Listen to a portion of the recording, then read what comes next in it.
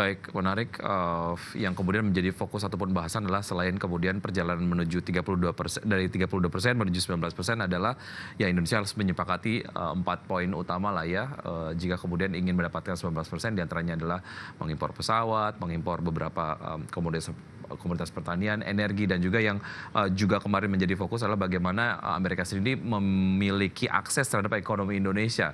Nah, terkait dengan poin keempat ini, menurut point of view Anda seperti apa sebelum kita jeda Pak Mas Aryo? Yang terkait punya akses pasar Iya, ke betul, Indonesia. betul. Ya, Akses ya terhadap jadi ekonomi Indonesia juga. ya jadi saya melihat ini sesuatu yang apa namanya tidak serta-merta gitu, tidak semudah itu juga karena ini kan kesepakatan high level gitu ya, tentu dalam kesepakatan dagang gitu ya, ini masih antara presiden, tentu challenge-nya nanti turunan-turunan peraturannya gitu perlu Baik. diikuti. Jadi menurut saya memang ini nanti masih panjang gitu perjalanannya, dan ini juga deadline-nya kan belum ditutup gitu ya. Jadi nanti pasti tentu ada follow up kira-kira detail-detail tarifnya ini akan seperti apa. Baik, semakin mari kita akan lanjutkan usai jeda berikut ini. Mas Aryo dan juga Pak Handito tetap bersama kami, dan pemirsa tetap bersama Market Review. Usai jeda kami akan segera kembali.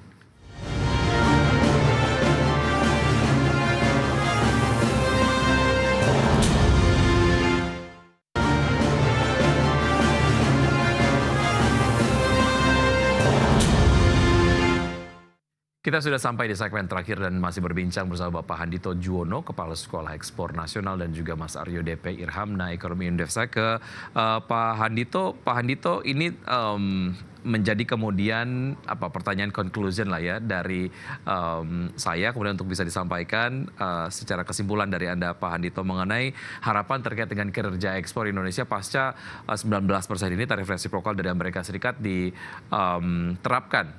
Silakan Pak Handito. Iya, saya rasa memang saya nggak bosan-bosan mengatakan thanks to Trump. Terima kasih Trump, itu dalam pengertian membuat kita harus introspeksi gitu. Nah, contoh sekarang, salah satu kesepakatan dengan Amerika Serikat kan kita akan membangun refinery di Amerika Serikat. Ya. Keputusan luar biasa tuh. Ini kepengen bikin refinery di Indonesia, nggak ada salahnya juga bikin refinery di luar negeri yang kemudian kita bisa kendalikan. Yang penting kan yang itu. Nah, ini memberi contoh yang bagus gitu, bahwa kemampuan Indonesia itu sebenarnya untuk go internasional itu sudah sangat maju dibandingkan masa lalu. Kita tidak hanya ekspor produk dari Indonesia, tapi kita bisa juga membangun kapasitas produksi di luar negeri, dan itu juga membantu kita masuk ke penetrasi di pasar dunia. Artinya ini harus juga memberi inspirasi pada kita.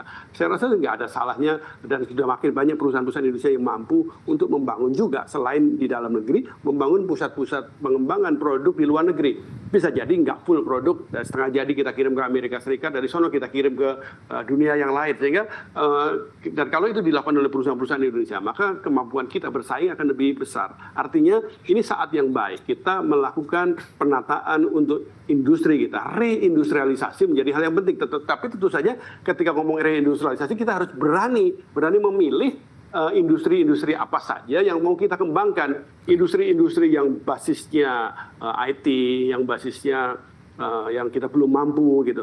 Saya rasa nggak usah ngejar-ngejar terlalu ngoyo lah bahasa Jawanya gitu. Tapi memanfaatkan yang sudah ada. Kemampuan kita di menghasilkan bahan baku kayu, bahan baku produk-produk pertanian, buah dan sebagainya. Kalau itu kemudian kita lakukan juga penambahan kemampuan industrialisasinya termasuk di luar negeri, saya rasa itu akan membuat produk Indonesia makin menguasai dunia. Saya rasa kita harus sudah melihat bahwa Indonesia ini sebagai sebuah kesatuan gitu, orkestra begitu ya. Jadi kalau ada yang kok kenapa bikin pabrik di luar negeri? Nggak apa-apa. Itu sudah terbukti, banyak perusahaan-perusahaan makanan Indonesia sudah bikin pabrik di luar negeri, dan itu memperkuat penetrasi kita di luar negeri. Nah, ini hal-hal yang saya rasa perlu dilakukan bersama oleh pemerintah dan oleh dunia usaha untuk bersama-sama mengembangkan reindustrialisasi yang progresif yang untuk mengembangkan ekspor Indonesia yang lebih kuat di masa depan. Saya ke Mas Aryo. Mas Aryo, apa yang perlu diwaspadai dan juga apa insentif yang diperlukan sebetulnya dari point of view teman-teman eksportir ataupun mungkin industri dalam negeri supaya dapat kemudian menyikapi ataupun bisa memanfaatkan lah ya berbagai macam dinamika terkait dengan penerapan tarif resiprokal 19% ini dari Amerika Serikat.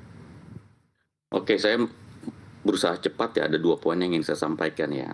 Pertama saya ingin bicara terkait sisi kelembagaan nih. Jadi jika bicara ekspor, tentu dalam international trade policy, jadi di sisi Indonesia ini diplomasi Indonesia masih sering didominasi oleh pendekatan politik formal gitu ya. Sementara diplomasi ekonomi ini sering menjadi agenda sekunder ya. Jika tarif resiprokal ini ingin dimanfaatkan optimal, maka diplomasi ekonomi ini tidak boleh lagi menjadi anak tiri, kira-kira seperti itu ya. Kenapa?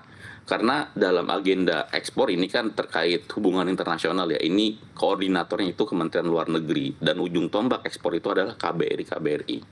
Jadi, nah ironisnya KBRI tidak semua KBRI ini tidak semua KBRI memiliki atas perdagangan. Bahkan KBRI London saja hanya ada 1 orang gitu atas perdagangan gitu.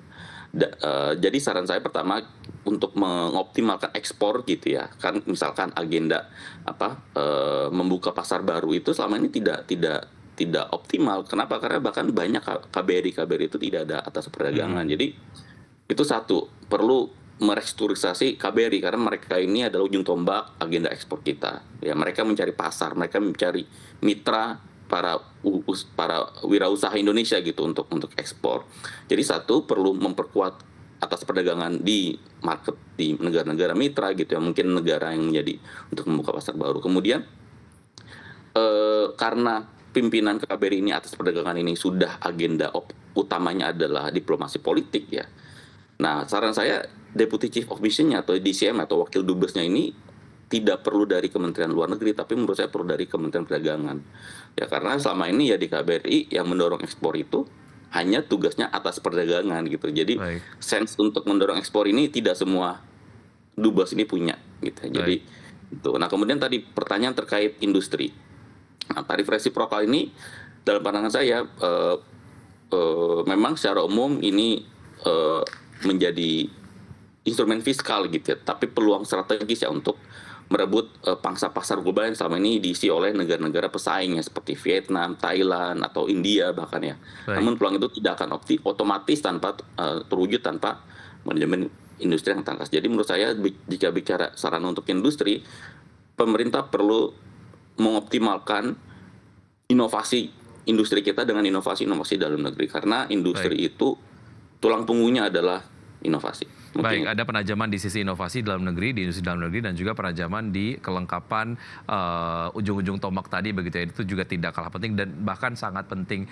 Pak Hadito dan juga Mas Aryo, terima kasih sudah bergabung pada kesempatan kali ini. Waktu kita sangat terbatas. Mudah-mudahan nanti ada episode berikutnya yang kita kemudian akan berjumpa lagi dan kemudian memperbincangkan hal-hal yang tidak kalah menarik. Terima kasih Bapak-Bapak, dan pemirsa tetap bersama IDX Channel karena usaha jeda berikut kami akan kembali dengan program-program menarik lainnya. Saya Wiki Adrian, terima kasih. Sampai jumpa.